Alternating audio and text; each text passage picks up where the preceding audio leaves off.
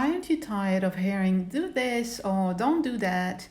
Enough of this, stop doing this. Or you need to do this if. It's like there is always a magic formula for everything and anything nowadays. Do this if, or don't do that if.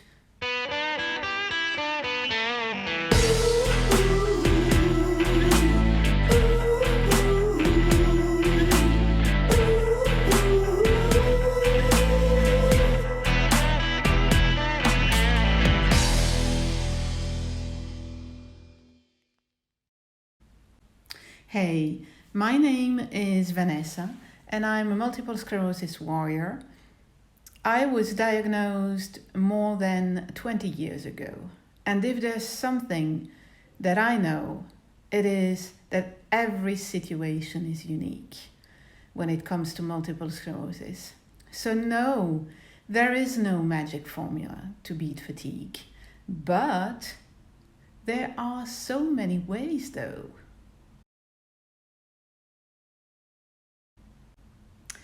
What if I told you that you already have everything you need in you? That you needed some help and guidance to quiet all the voices out there that tells you that they have all figured it out, so that you can listen to your internal voice and find your own unique way to beat fatigue despite MS. I don't know about you, but personally, I'm not the sort of person to believe that because it worked on someone else, it will automatically work for me. And besides, what if the person that is pretending to have found the solution to your problem doesn't tell you the whole story? That it took longer than expected to get the result. He or she had to add tons of other habits to make it work. I am sure you have that same thought. It took me more than 20 years to find my own secret recipe to thrive despite MS. I am today a single mom raising a beautiful 11-year-old son, and I'm working full-time. And I've recently started my own business as a mentor to other multiple sclerosis warriors. Despite all that, I can tell you with confidence that I usually have 8 out of 10 spoons of energy per day. How did I manage that? Before I start to unravel my secrets, subscribe to my channel and hit the bell notification to never miss any of my videos. I told you already that it took me more than 20 years to find out what was working for me, what I was comfortable with, and what was sustainable for me. The good news is that I also managed to build a framework out of my experience so that you will be able to find your own unique way way much faster. There are many things that will help you be the ultimate MS warrior. But today, I'm going to start with my number one thing you need to know about beating fatigue when you have an autoimmune disease. Before I dive in, just a quick reminder of what fatigue is so you don't confuse it with a regular feeling of being tired. Feeling tired comes when you've been doing a lot of things, or when you haven't been sleeping well or enough.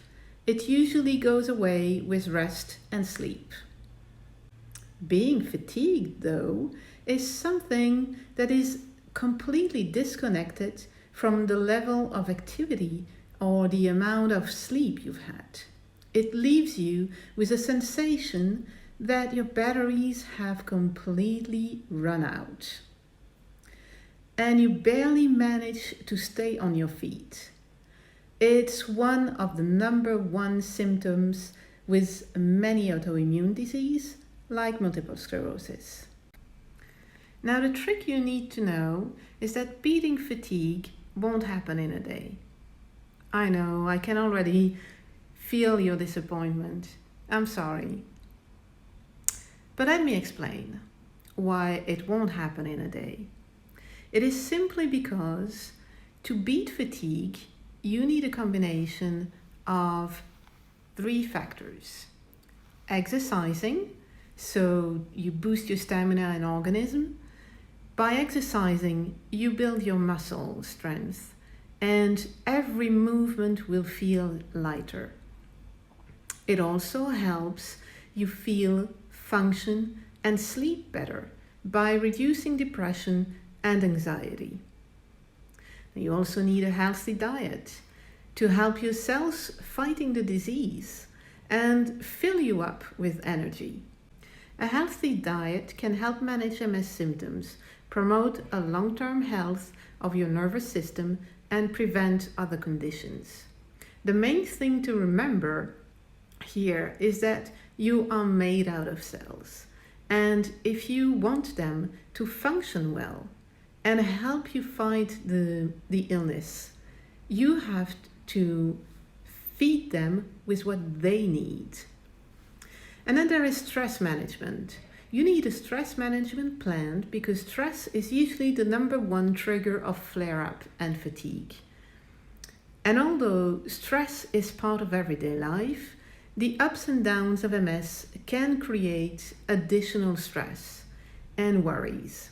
Many people with multiple sclerosis say that during stressful times, they experience more or worse symptoms.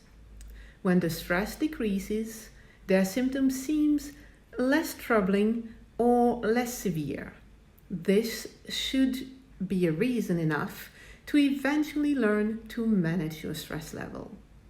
Now, because this video was more of an intro, I will stop here, but stay tuned, because now that I have introduced the topic, I will come back with more details on the different elements that I have just mentioned. So subscribe to this channel to be sure you won't miss anything. You can also follow me on Instagram, MS with Nessa's Ways, as I share daily content there.